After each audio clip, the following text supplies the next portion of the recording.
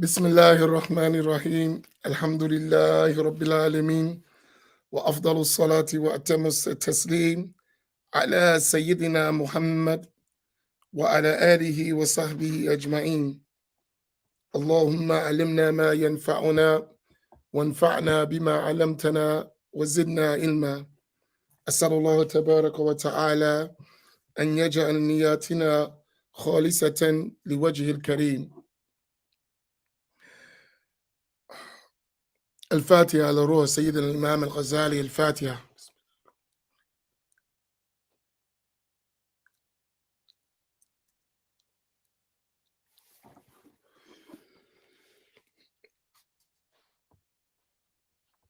So we covered both in our previous lessons worldly sciences and religious sciences. And we talked about the worldly sciences that are those that are related to the practical rules, al-fiqh, and the other worldly sciences, the sciences of the hereafter that are religious sciences, are those that relate to the states of the heart and the praiseworthy or blameworthy characteristics. So Imam al-Ghazali mentioned this. So now the discussion goes back to the Islamic sciences, religious sciences, but they are still considered really among the sciences that relate to the world. So Imam al-Ghazali will tackle that subject. Bismillah. Bismillahirrahmanirrahim. What page are we on? Page 8. Page 8. Bismillah. Bismillahirrahmanirrahim. Alhamdulillahi Rabbil Alameen. Wassalatu wassalamu ala Rasulillah. The author, may Allah Ta'ala have mercy on him, said, Fiqh is a worldly science? If you were to ask why have annexed fiqh to the worldly types of knowledge, you should know that Allah Ta'ala created the world as a provision for the afterlife. Highlight that, highlight that, highlight that. Allah subhanahu wa ta'ala created this dunya as a provision for the hereafter. The dunya is not for the dunya itself. The dunya is a means and a sustenance for success in the hereafter. So don't get trapped in the dunya while forgetting the purpose of its creation, which is to give you sustenance, whether physical or spiritual, that will be rewards for you on the day of judgment so that you would be successful in the hereafter. And that's why it was said about the companions, they didn't want the dunya for the dunya itself, they wanted the dunya for the akhirah. They didn't want the dunya for the dunya itself, they wanted the dunya for the akhirah, for the hereafter. Now, so that one takes from it what is useful as provision. If people behave towards the world with justice, disputes among them would cease and the fuqaha would become redundant. However, people engage in this world with their desires, which leads to disputes and gives rise to the need for a ruler to preside over them. The ruler is then in need of a law to impose on the people. The faqih, therefore, is the person who knows the law of governing and the way to settle people's disputes when they differ because of their individual desires. The faqih is thus both the teacher of the ruler and his guide to governing and regulating people, so that the affairs of the world become orderly through people abiding by the law. And here, this is extremely important, and one of the things we're missing in our context in America. And it's something, especially in our communities, that we need to think about. There is no governing bodies to regulate the actions of people so that the actions of people are in compliance with the sacred law, not just passions running wild, desires running wild. This is important. I was thinking about this last night, that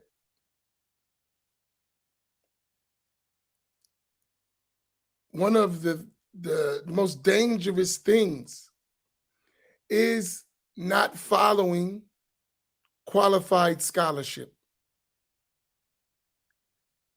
And if you want to understand qualified scholarship without a long series of lectures, you can just confine that to following the four relied upon, that vast transmitted Sunni schools: the Hanafi school, the Maliki school, the Shafi'i school, the Hanbali school, when that's learned correctly.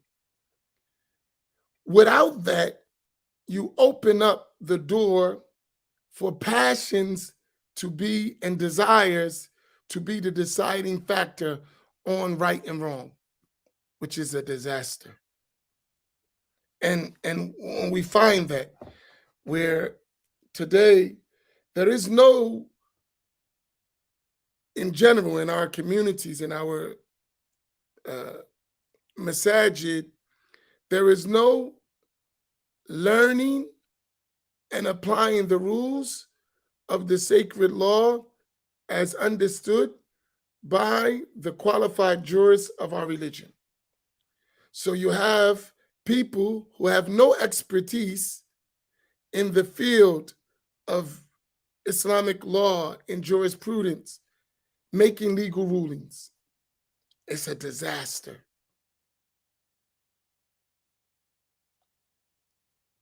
To where you have someone saying, I follow Quran and Sunnah, and they don't even know about Quran and Sunnah. Not that they don't know a verse of the Quran or a hadith of the Prophet, they don't know how it's applied. And they have no source besides a text, not the application of a text. Is this point clear? It's extremely important. Is it clear? And if there's any questions about what I'm saying, please ask right now. This is very, very important. It's not something we're going to handle overnight, but it's something we need to understand, then work towards correcting these errors in our communities.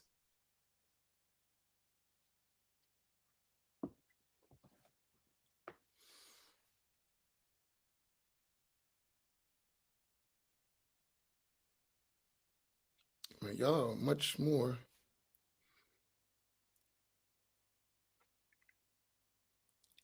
So I want you to, while we cover this point, I want you to write two things. Write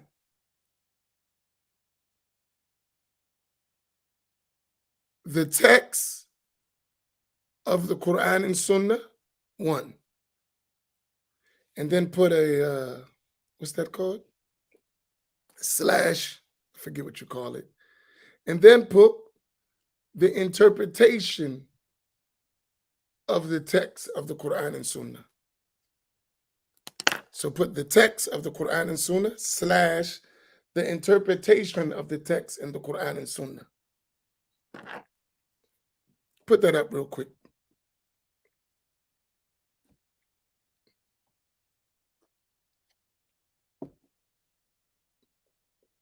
Someone do that for me? Yeah. Good, Sufyan. Like that. Everyone copy that. So I make sure we're all on the same page. I'm not rushing through this because we're going to live in the Ihya of Imam Ghazali for a long time. So I'm not rushing. I'm just, because I want us to understand this well.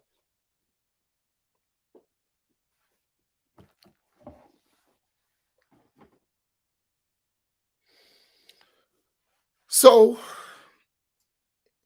what do I mean, the text of the Quran and Sunnah? A specific verse of the Quran or a specific hadith of the Prophet ﷺ, that's called a text, right?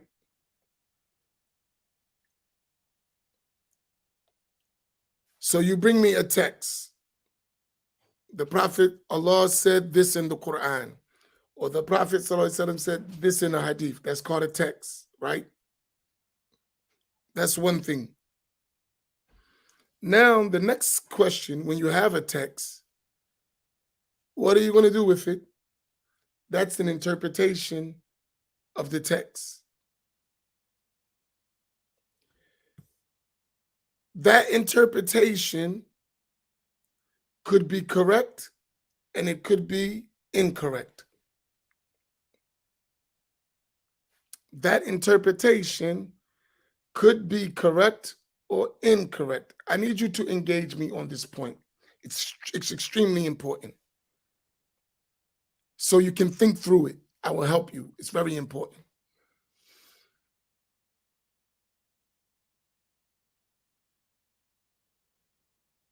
Do we submit us all together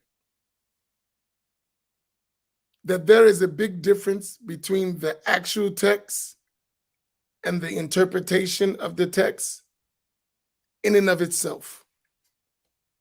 Do we understand this difference? It's very important. We got to learn not to stress ourselves out. So this will help us.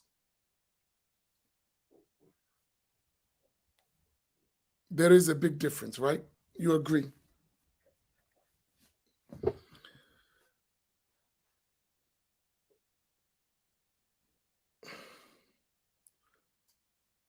So what are we obligated to worship Allah? Based on the text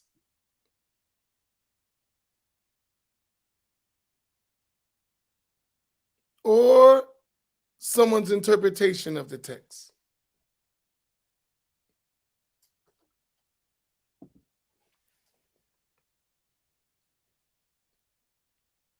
Are we obligated to worship Allah based on the text or someone's interpretation of the text?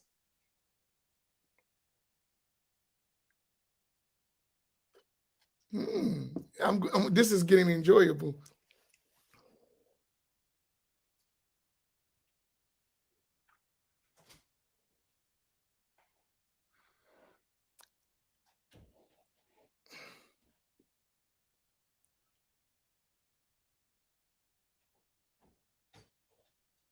Okay.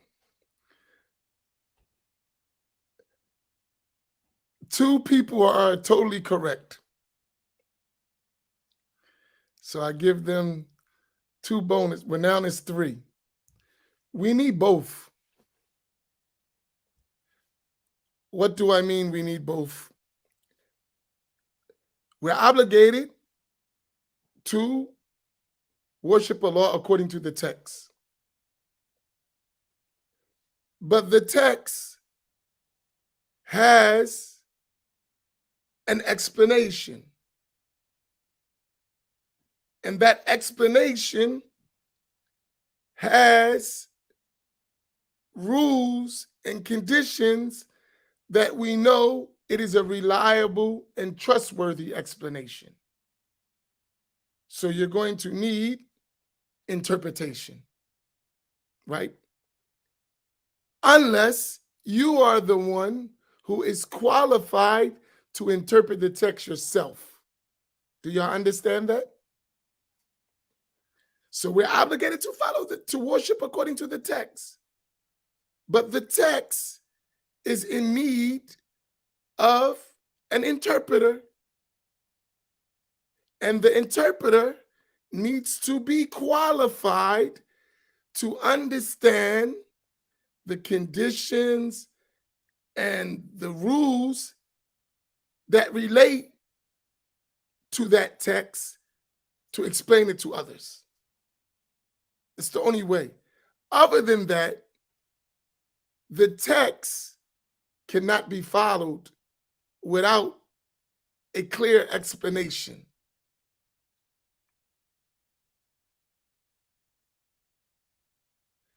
So the fact when you hear somebody say to you, give me your dalil, and then they bring out a hadith or a verse, that itself is not a proof of what they're claiming.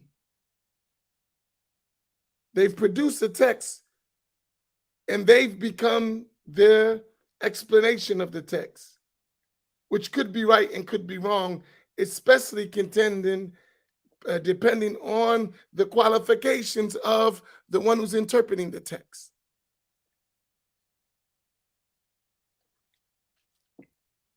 Do you understand what I mean?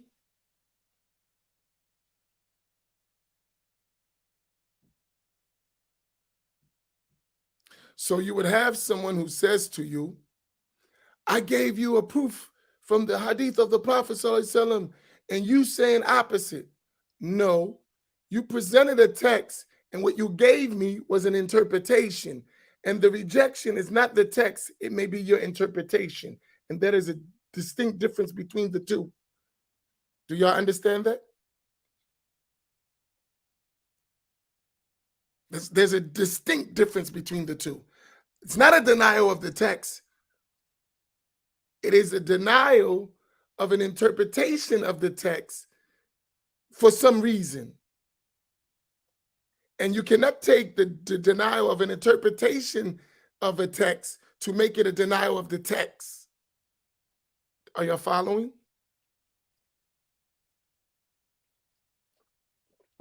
It's very important.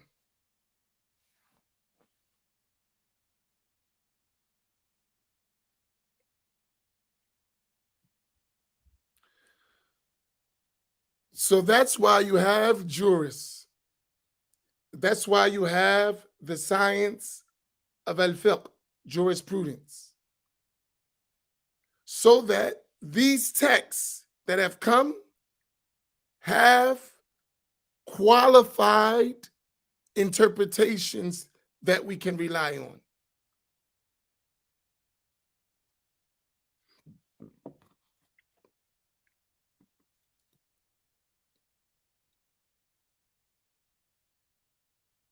Is this whole point clear?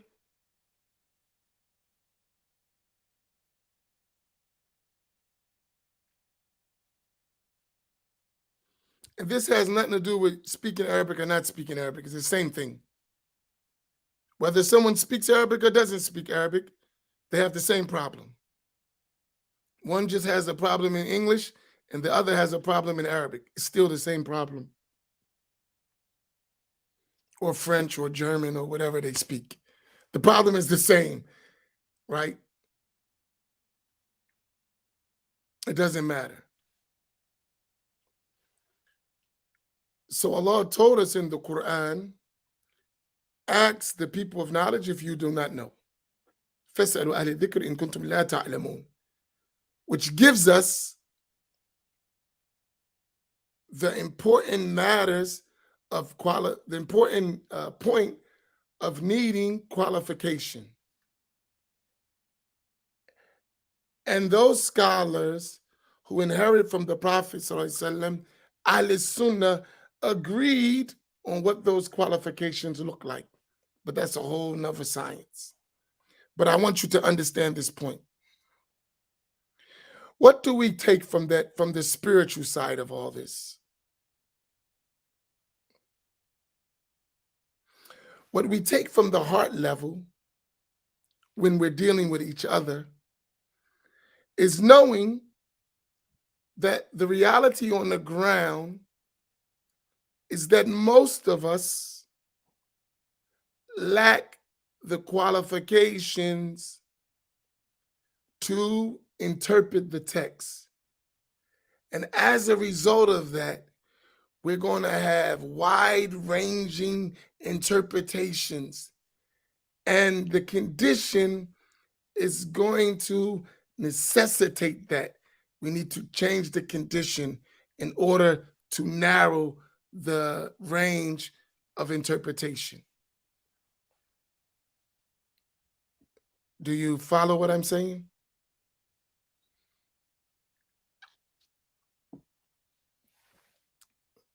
And it will relieve us from a lot of stress, right?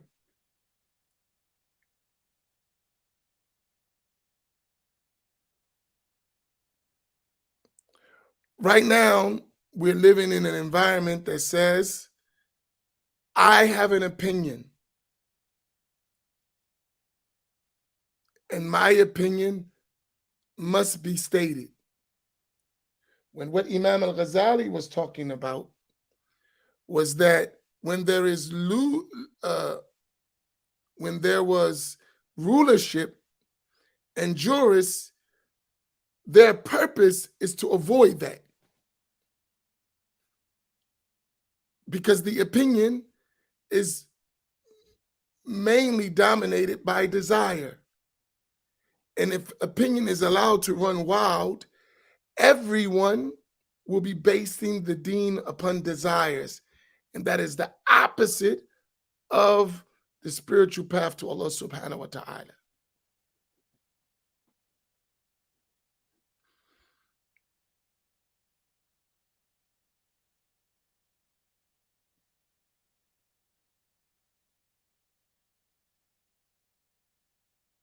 In meaning, Sufyan, right? Do y'all follow me? This is so important because this is a whole lot said in brief what Imam al-Ghazali is talking about, right? I'll give you an example. I have to be, something is bothering me very bad, and I have to be extremely careful to remain silent when I'm boiling inside. But wisdom sometimes has to overcome passion and desire, even when you're right. Sometimes wisdom will tell you, take it down a notch. But I will say this, and it's a rally. There are some people who believe that blacks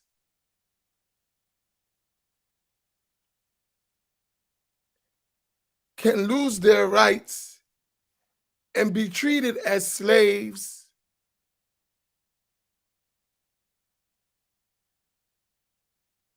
and they deal with them accordingly. There are some people who claim to be Muslim who are Muslim. They may be major sinners, Allahu A'lam. But they believe that blacks are of the status of slaves and they can be treated as such. Write it like that so I don't mess my words up.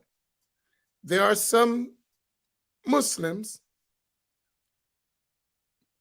who believe that blacks have the status of slaves and they can be treated as such. Put that just as I said it. And I want everyone to copy it.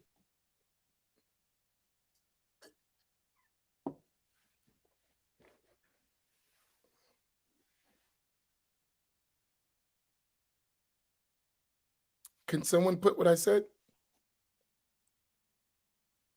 It relates to what I'm talking about.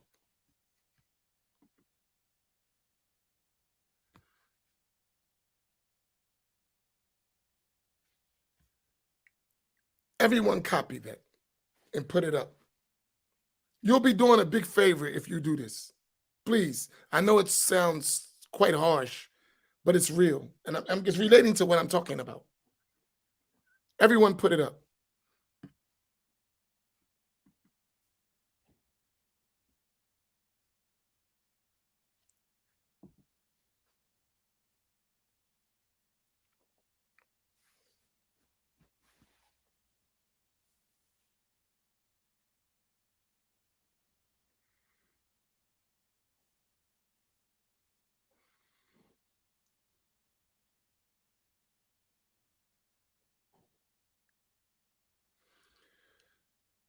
How did they get there?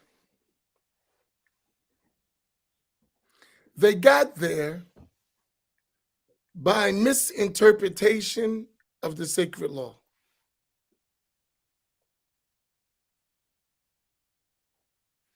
They got there by misinterpretations of the sacred law.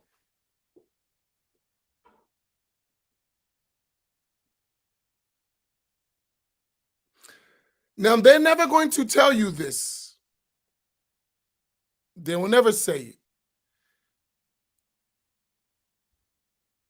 But in their mind, they will take the women and they will treat them as property. And they will use the men as servants. The mindset behind such a behavior is that these are slaves and property, and in Islam, it is valid to do with your property as you choose in their minds.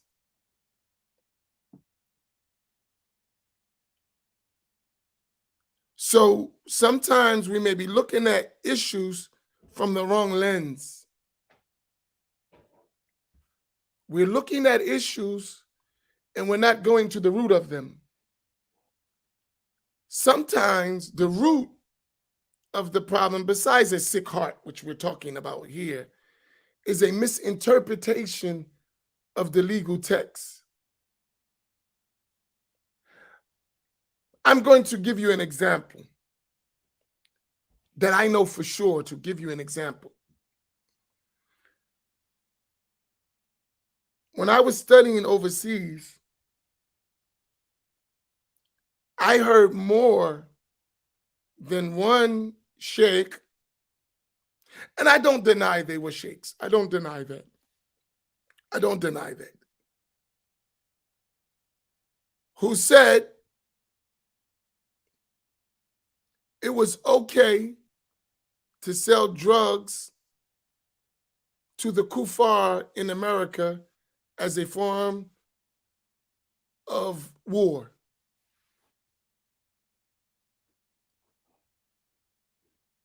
I know for sure more than one who gave that judgment.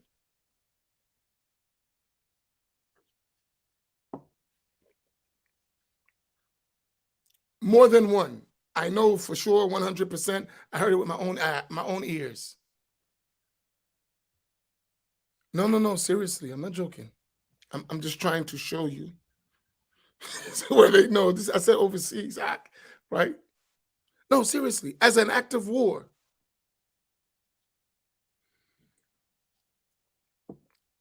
And I remember saying to myself, all Americans are not Muslim, are not kuffar.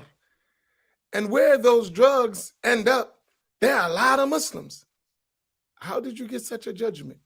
That's what I said to myself when I heard it.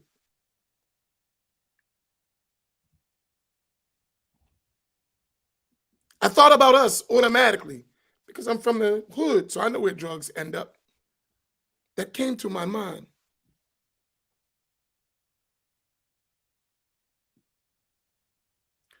Right?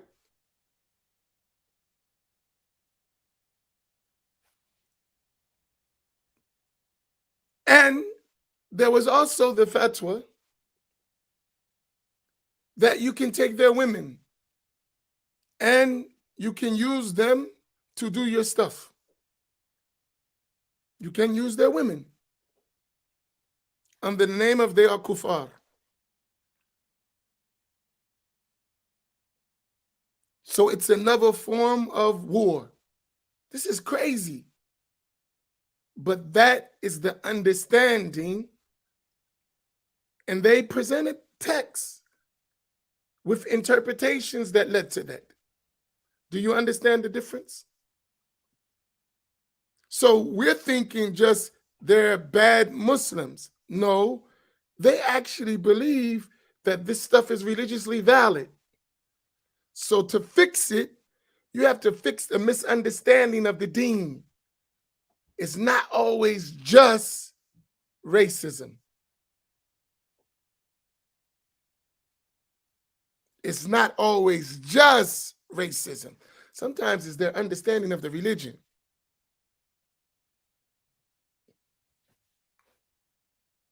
Do you understand the difference when I say text and interpretation now? Is it clear?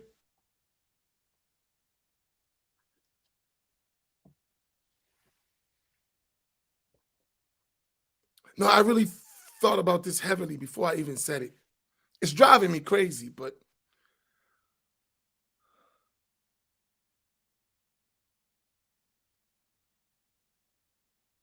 that's what we're up against, whether it drives you crazy or not. That's the reality on the ground, and you have to deal with it.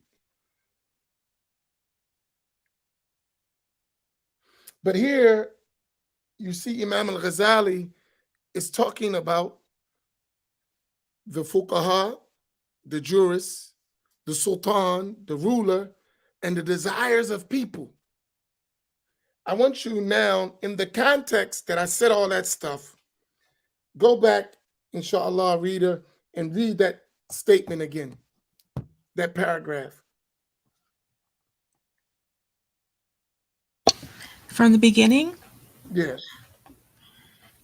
if you were to ask why I have annexed fiqh to the worldly types of knowledge, you should know that Allah Ta'ala created the world as a provision for the afterlife, so that one takes from it what is useful as provision.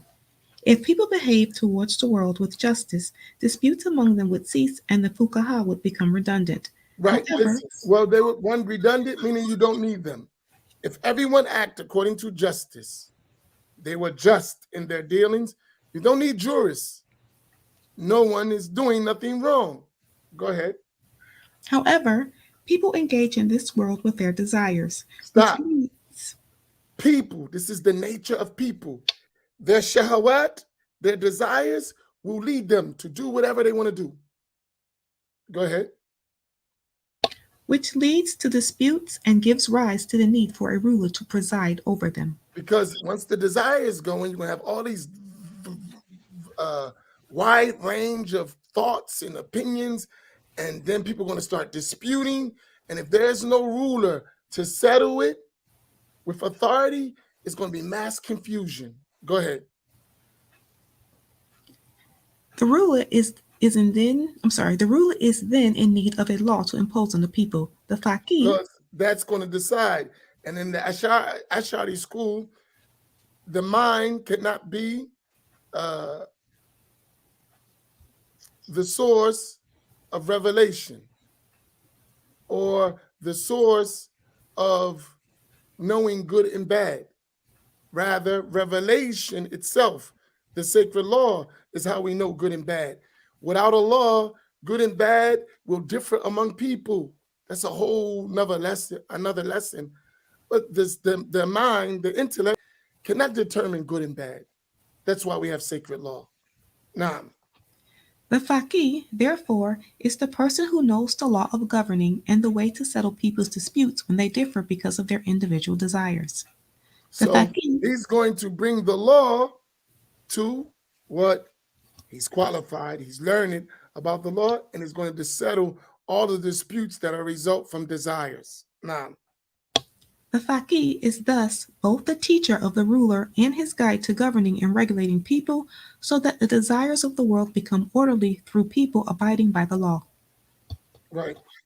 So put that now in context with all that I mentioned to you, right? All that I mentioned to you, right? All that I mentioned to you, you'll see a result, right? I just want you to understand something, what we're faced with, right? And why Imam al-Ghazali is talking about the importance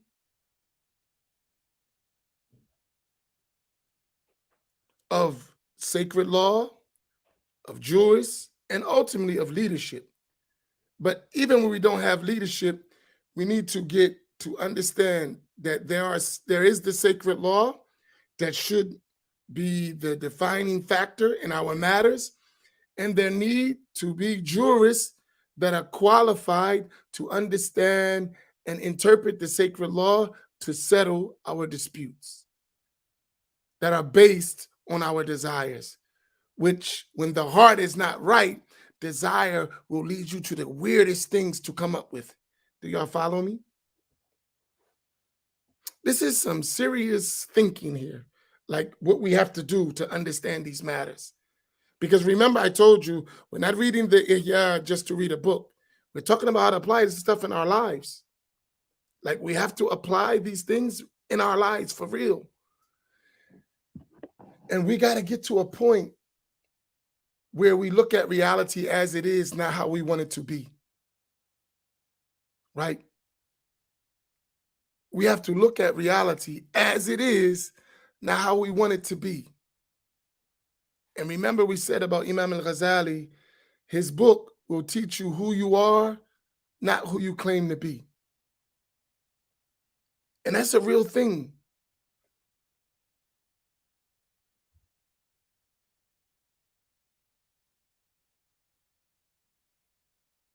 Now, so we're tackling that issue on the ground, and it's a lot of work. It's a lot of work.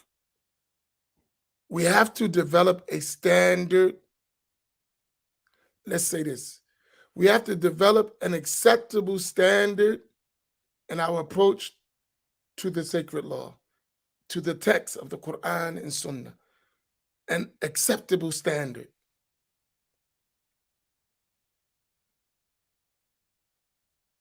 We cannot just go for it. It cannot just be a free for all and everyone does what they want. And Islam is whatever I think it is. No, this doesn't work. It's a disaster.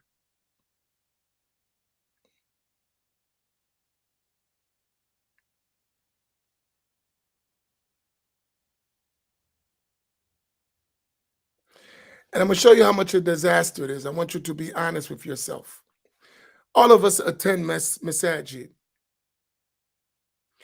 especially in America. I can't speak about nowhere else, but let's speak about America.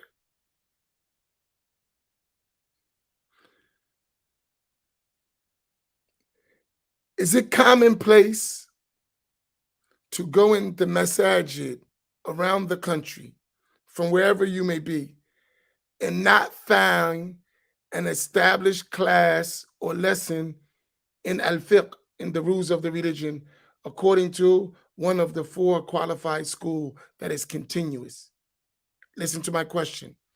Is it common practice on the reality around the country to go in a given masjid and not find classes, lessons on al-fiqh according to one of the established, well-known schools of thought? Is that a common thing? Not to find that.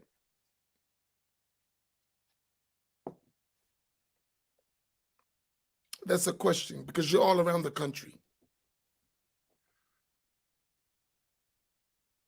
Very common. Yes, common, unfortunately.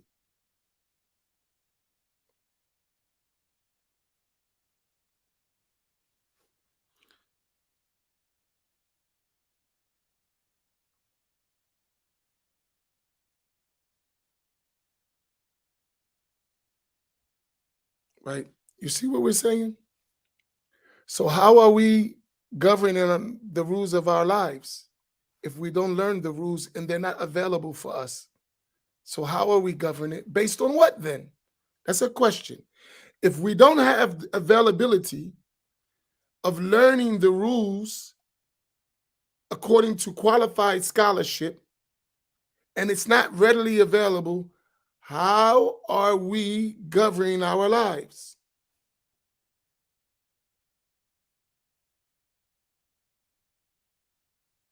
How are we governing our lives? Based on what? That's a question. Based on what? That's a question. It requires an answer. Based on what?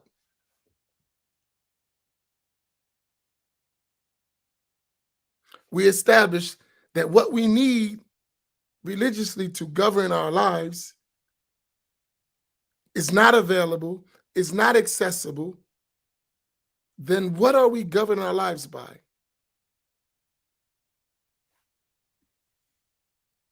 Bingo, right there. Is that not what Imam al-Ghazali just said? And since we are governing our lives by our desires, what happens as a result of that?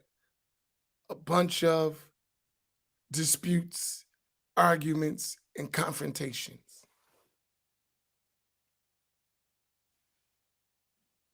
That's deep. We should think about that. We should think about it.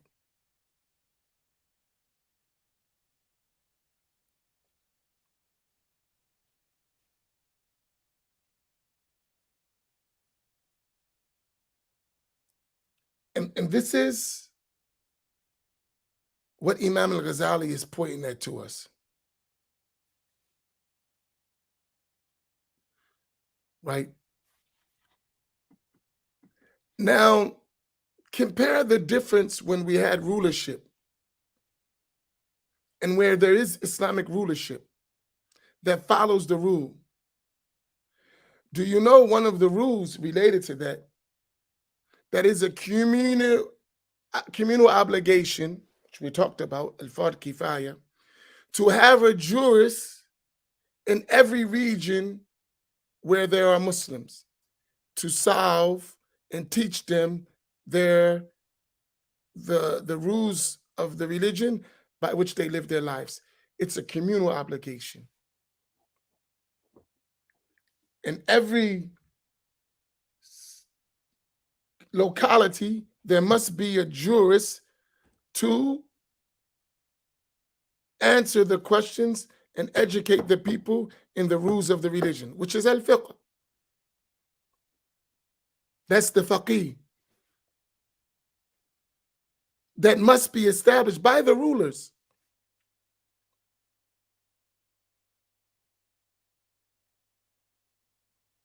Do you follow?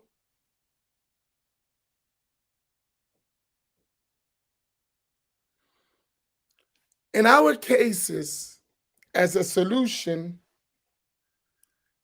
in our cases, because we're not rulers, not our country, we need to establish among ourselves and develop learned people who have a sound understanding of jurisprudence. That is a worldly science that we need in our communities, but it is a religious science that relates to the worldly matters. It is a religious science that relates to worldly matters. And we must take care of the world. If we don't learn, we're going to have all of our affairs based on our desires, and that will be a disaster long term.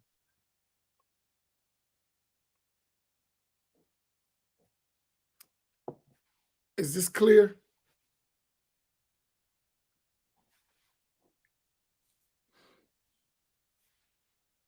Okay. Go ahead, Bismillah. No doubt, fiqh is also related to the deen, not by itself but through the world, because the latter is the sowing field of the afterlife, and the deen is not complete without this world. Listen, read that again. Allah, Imam al-Ghazali. No doubt. Imam al-Ghazali was a genius. like, subhanallah. Listen to what he said. No doubt, fiqh is also related to the deen, not by itself but through the world, because the latter is the sowing field of the afterlife, and the deen is not complete without this world. Wow.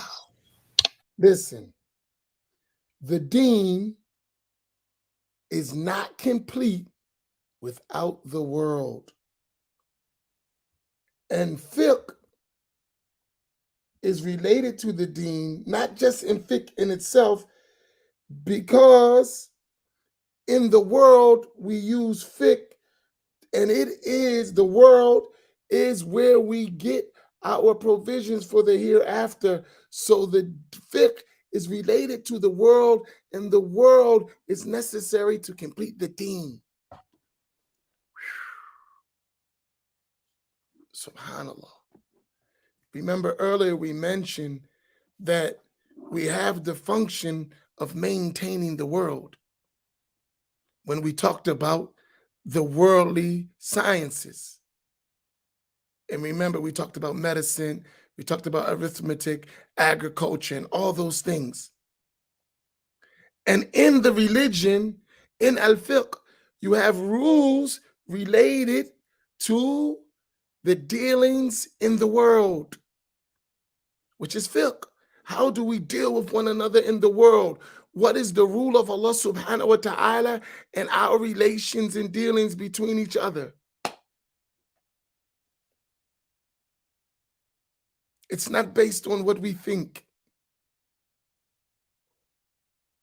And it cannot be as we have today in the world, where law is based on desire and passion. So at one point, if no one has a desire for something, it will be prohibited, unlawful. If the desires and the passions are increased, then the law will change based on the desire and passion. And what was unlawful before will become lawful and dominant in the society, not based on anything other than the desire and the passions of people. Which Imam al-Ghazali is teaching us that the whole matter of this deen is what? Is purifying yourself from your passions and blameworthy characteristics and adorning yourself with praiseworthy characteristics that come from the perfect man, Sayyidina Muhammad sallallahu alaihi wasallam, who received revelation. So the ultimate determiner in what is the proper way to exist in the world is not based on passion, it's based on revelation.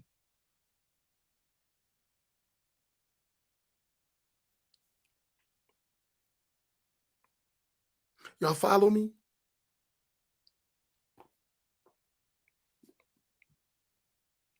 We'll stop here.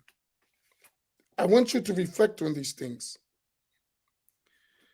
Because if we don't reflect on them, we're not going to solve our problems. We're not even going to begin. We're not even going to start if we don't start looking at things through the right lens.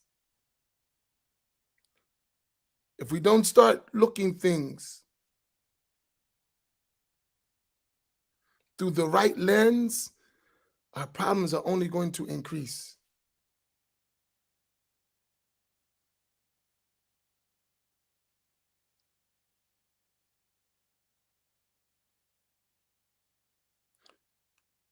This is going to be a lot of work.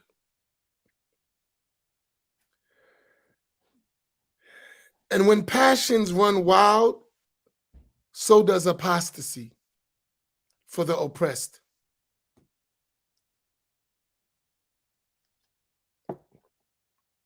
When passions run wild, so does apostasy for the oppressed.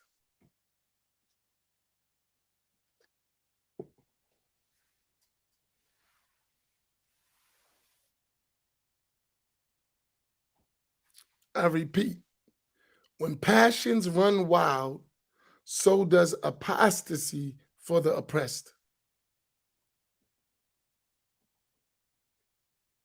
Do y'all understand what I mean by that? When passions run wild, so does apostasy for the oppressed.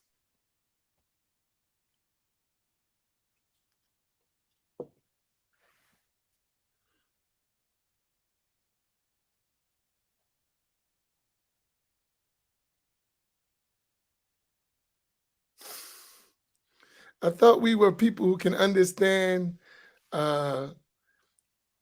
indications. We don't need clear expressions.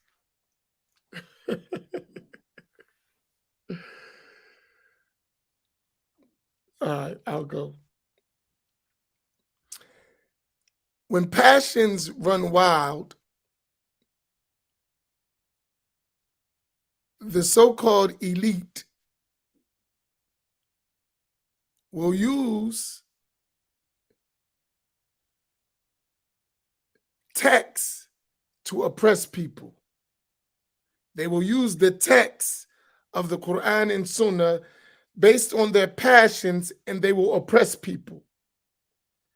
When those people who are the victims of that oppression see that the source of the oppressor is the text of the Quran and Sunnah, they will stop believing in the legitimacy of Quran and Sunnah and thereby apostatize.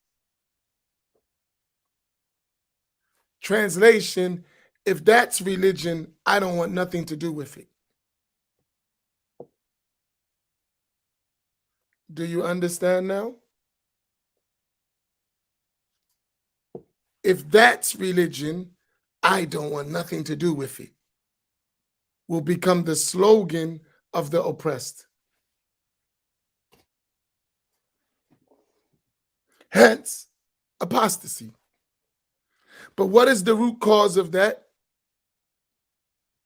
Desires that led to oppression.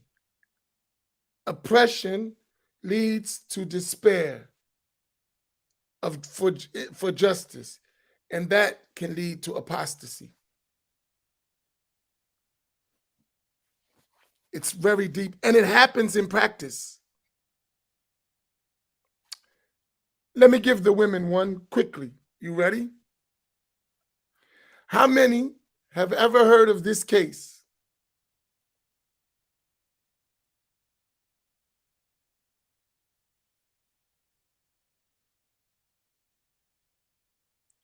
Man oppresses wife. Muslim man oppresses wife. Wife is tired of oppression. She wants a divorce. The man don't give her a divorce. She says, how can I get out of this marriage? She learns that if she commit apostasy, the marriage is null and void. She's so oppressed that she would commit apostasy just to get out of the marriage. Have you ever heard of this? And then I'll take my shahada over. Have you ever heard of such a case? Even being talked about. I'll repeat. Muslim man oppresses Muslim wife. Muslim wife is sick and tired of oppression. I want out of this marriage. She goes to everyone. Everyone say, if you don't divorce, you be patient. She says, okay, how do I get out of this marriage? She sits in the class, or she learns that if there's apostasy, the marriage is nullified. Then she, out of the oppression, goes into apostasy to get out of the marriage. What if she dies like that? What's making him be oppressive? Following his passions and desires, not the sacred law. If he followed the sacred law, he wouldn't be oppressive to his wife. So that his desires led him to be oppressive. His oppression led her to despair, even of the religion, to the point she goes to apostasy.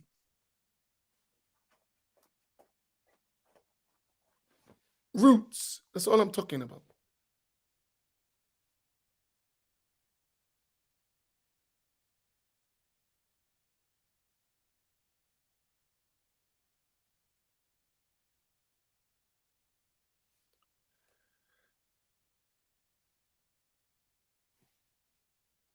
Now, does that example make it clear?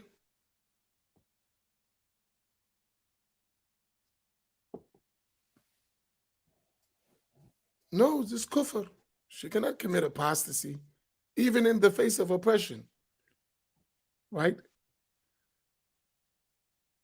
But that's not the point I'm making. So let's not concentrate on that case in and of itself.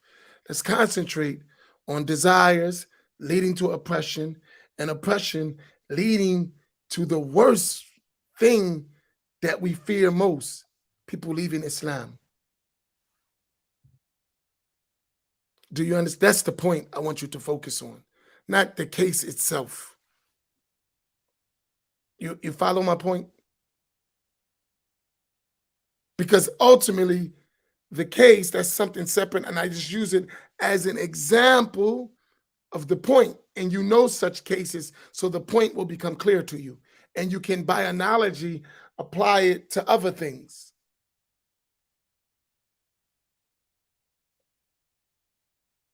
Do you follow?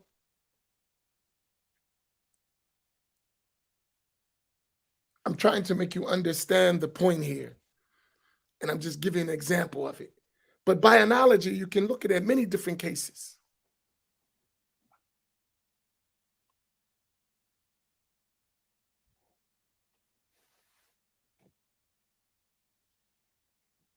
May Allah make it easy. What we are learning here,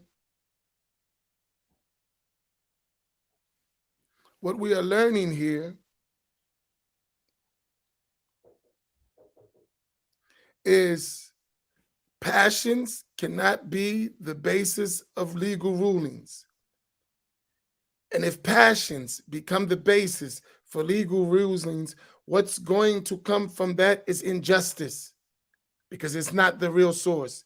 When injustice happens and becomes widespread, it's going to lead to despair of the sacred law, which can turn to apostasy. So you have to see a thing from its root and how it leads to a bad ending. May Allah give us a good ending.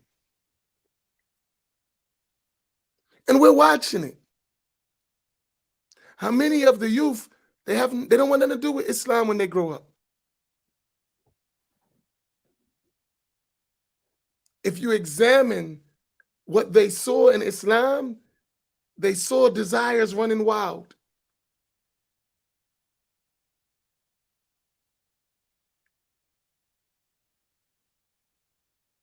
They saw desires running wild. They didn't see the sacred law.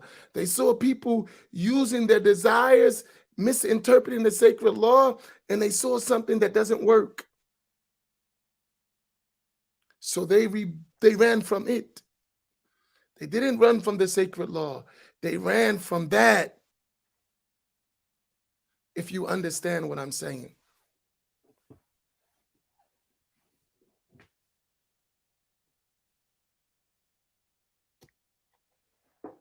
So may Allah help us, inshallah. We are learning. The object is not to point out problems. It's to learn the problems and then fix them, right? And it's going to be, as I said, every day we're going to learn who we really are, not who we claim to be.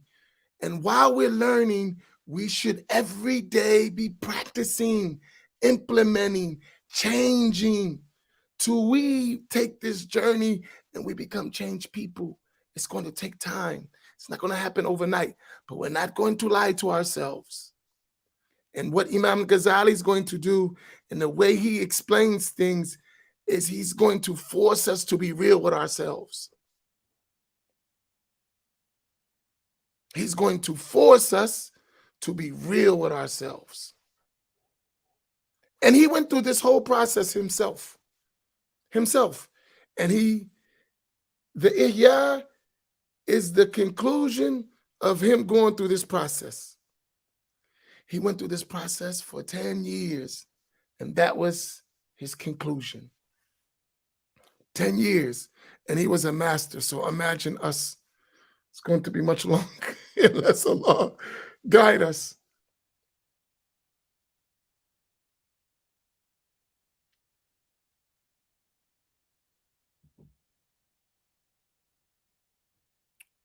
We have a lot of work to do. Inshallah, we'll be okay. May Allah let us benefit. May Allah let us benefit. But you should read these things on your own over and over. I'm just giving you some points. And then when you read them, my teachers, they said, listen, it's not about you telling about someone else's experience. It's about you learning others' experience from others' experience so that you can experience yourself. And then you should be able to relate from your own experiences, the experiences of those who were successful before you. But you should be able to identify all that from your own experiences. That's how you make real change.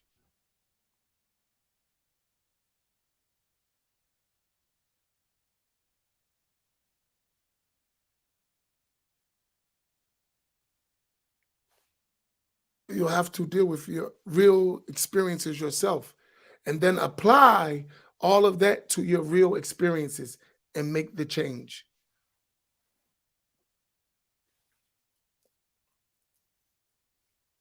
You follow what I mean?